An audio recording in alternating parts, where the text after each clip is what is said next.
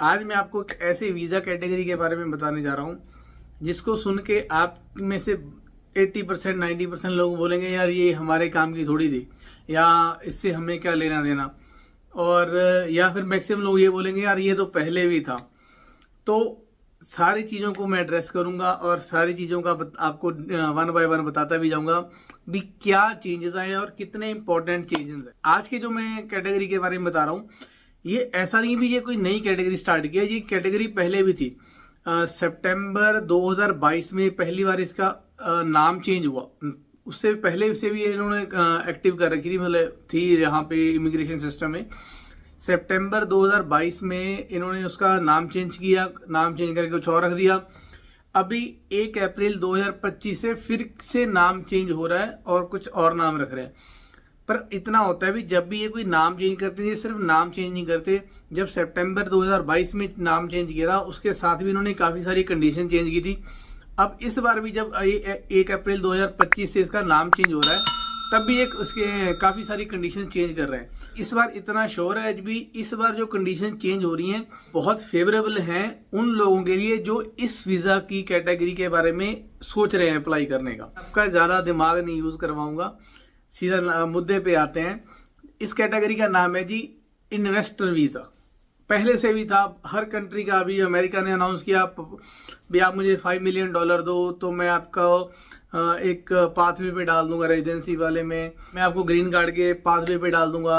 New Zealand का भी कब से चल रहा था, अभी हमें आप पैसे दो अपनी रेजिडेंसी वगैरह ले लो।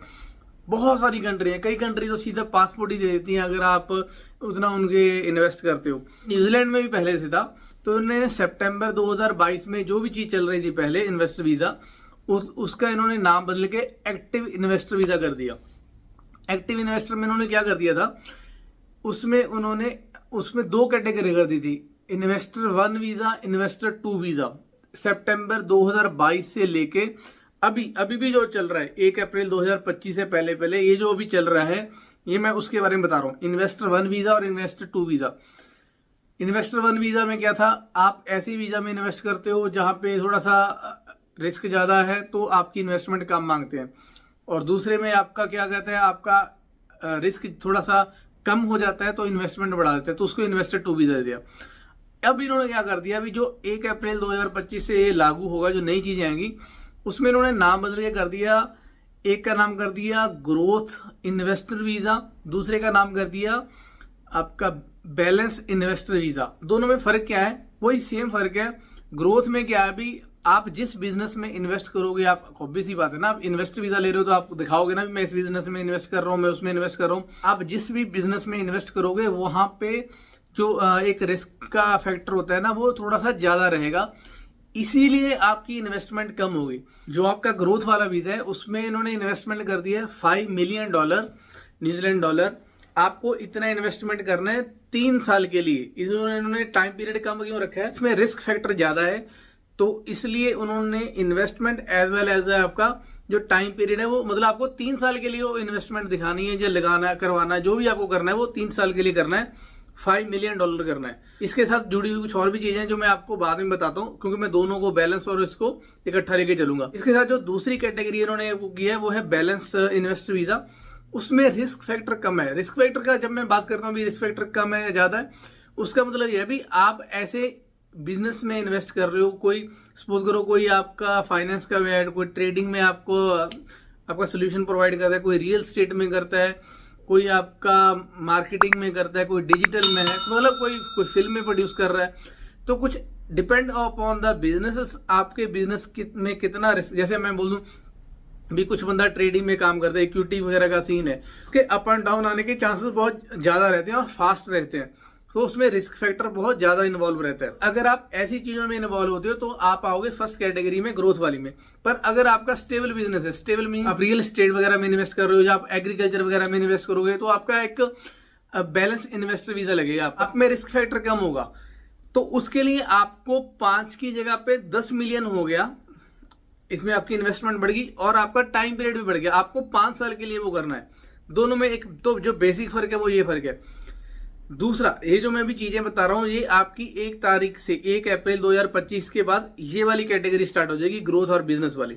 दूसरा, इन्होंने क्या कर दिया, एक मिनिमम ड्यूरेशन होता है, भी आपको इतना टाइम न्यूजीलैंड में रहना पड़ेगा जब भी ये आपका प्रोसेस चलेगा इन्वेस्टमेंट वाला जो भी। तो ग्रोथ वाले में इन्होंने कर दिया भी आपको मिनिमम 21 डेज न्यूजीलैंड में रहना पड़ेगा ड्यूरिंग दैट वो जो आपका इन्वेस्टमेंट वाला प्रोसेस चलेगा। वहीं जो आपका बैलेंस वाला इन्वेस्टर वीजा है उसमें आपको 90 दिन के लिए वहां रहना पड़ेगा, क्योंकि वो आपका थोड़ा सा प्रोसेस स्लो होता है, मतलब उसमें टाइम लगता है। ये तो है दो इंपॉर्टेंट चीजें।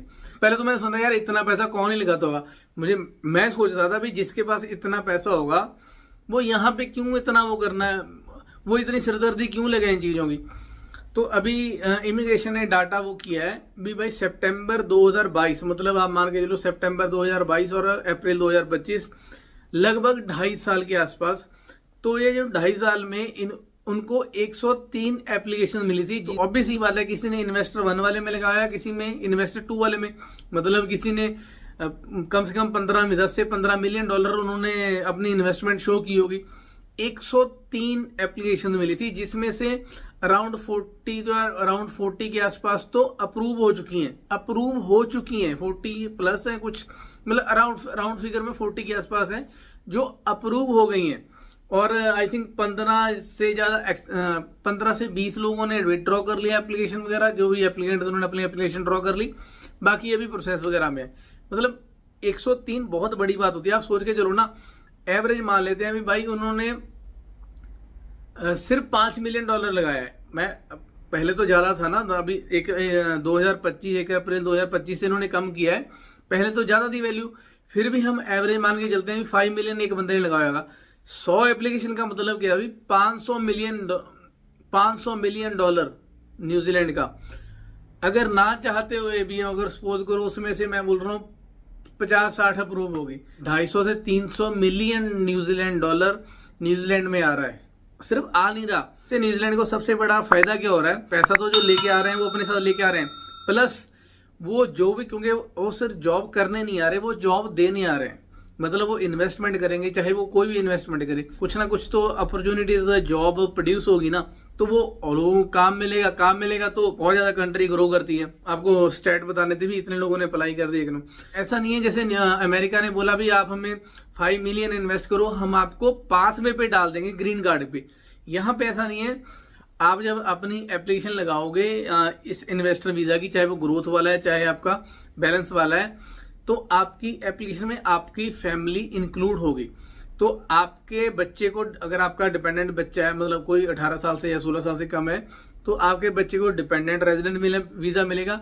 तो जब यहाँ आने के बाद आपकी, जैसे ही आपका वो इनका हिसाब किताब पूरा हो जाएगा, वेरिफिकेशन वगैरह, जहाँ भी आपका इनको लगेगा भी हाँ सिस्टम क्लियर है, तो आपको सीधा रेजिडेंसी दे देंगे, आप रेजिडेंसी लगाने के लिए एलिजिबल हो जाओगे। अब इसमें दोनों चीजें हो जाती हैं भाई, या तो कुछ लोगों का कहना होता है भी यार अगर इतना पैसा है तो क्यों ही जाओगे, ये लोगों का कहना होता है भी अगर तुम्हारे पास इतना पैसा है तो तुम किसी भी कंट्री में कुछ भी कर सकते हो। एग्री, ये भी एक बहुत सही पॉइंट है भी। अगर तुम्हारे पास 5 मिलियन, कितना हो गया तुम्हारा, लगभग 25 करोड़ हो गया, 5 मिलियन न्यूजीलैंड डॉलर, 5 मिलियन मतलब 50 लाख न्यूजीलैंड डॉलर, तो लगभग 25 करोड़ के आसपास हो गया इंडियन रुपीस में। तो अगर तुम्हारे पास इंडिया में इतना रुपया 25 करोड़, तो तुम बहुत अच्छा अपना कोई भी काम स्टार्ट कर सकते हो, बड़े अच्छे स्केल पे कर सकते हो। 25 करोड़ काफी वैल्यू होती है, 25 करोड़ फिर भी बहुत बड़ी अमाउंट है, वो हो गया। पर दूसरा एक ये भी है भी, अगर तुम्हारे पास 25 करोड़ है तुम क्यों जाओगे। पर दूसरा एक फैक्टर ये भी है भी, कईयों का वहां पे बहुत तगड़ा, उनको 25 करोड़ नहीं, उनका 2500 करोड़ का बिजनेस है वहां पे, सपोज करो इंडिया में ही है, तो वो चाहते हैं मेरा बिजनेस और भी कंट्रीज में एक्सपैंड हो, तो वो उनको अपॉर्चुनिटी मिल रही है। अब यहाँ की कंट्री उनको सपोर्ट कर रही है, तो वो क्यों नहीं करेंगे। यहाँ की जब आपको एक अपॉर्चुनिटी, सरकार आपकी हेल्प कर रही है, अपनी रिस्ट्रिक्शंस कम कर रही है, तो वो क्यों नहीं करेंगे। उनको मौका मिल रहा है तो वो एक्सपैंड करेंगे, जरूरी थोड़ी है। इसका मतलब यही होता है भी उनको मूव ही होना है, वो मूव नहीं हो रहे, वो अपना बिजनेस सेटअप कर देंगे यहाँ पे, यहाँ से भी इनको आने लग जाएगी। अच्छा, एक और चीज आपको बताना भूल गया, सबसे जो इन्होंने और एक अच्छी बात की है भी, इस वाली कैटेगरी में जितने भी इन्वेस्टर है, चाहे वो ग्रोथ वाला है चाहे बैलेंस वाला है, इन्होंने इंग्लिश रिक्वायरमेंट 1 अप्रैल 2025 के बाद खत्म कर दी है।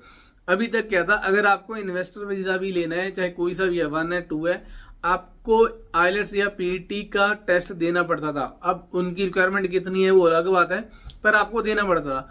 अब इन्होंने इंग्लिश रिक्वायरमेंट ही खत्म कर दिया, भी हमें इंग्लिश चाहिए ही नहीं, आप सिर्फ पैसा लगाओ, समझ रहे हो आप, मतलब सारा खेल पैसे का ही है घूम फिर के।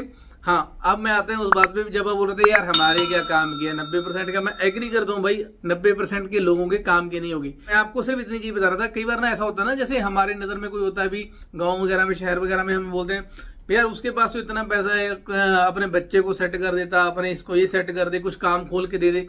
तो अगर इतना पैसा है तो ये भी अच्छा ऑप्शन है। अगर किसी के पास बहुत पैसा है, समझ रहे हो, तो होता ना जैसे यहाँ पे संगत खराब है, मैं इसका क्या करूं, तो ये अच्छा ऑप्शन है। इन केस अगर नहीं भी है तो नॉलेज ले लो, नॉलेज मिल रही है तो ले लो। मुझे एक इन्फॉर्मेशन मिली, मैंने सोचा आपके साथ शेयर कर देता हूँ। बस ये था, आप लोग बताओ किस टॉपिक पे और ज्यादा वीडियो बनाऊं।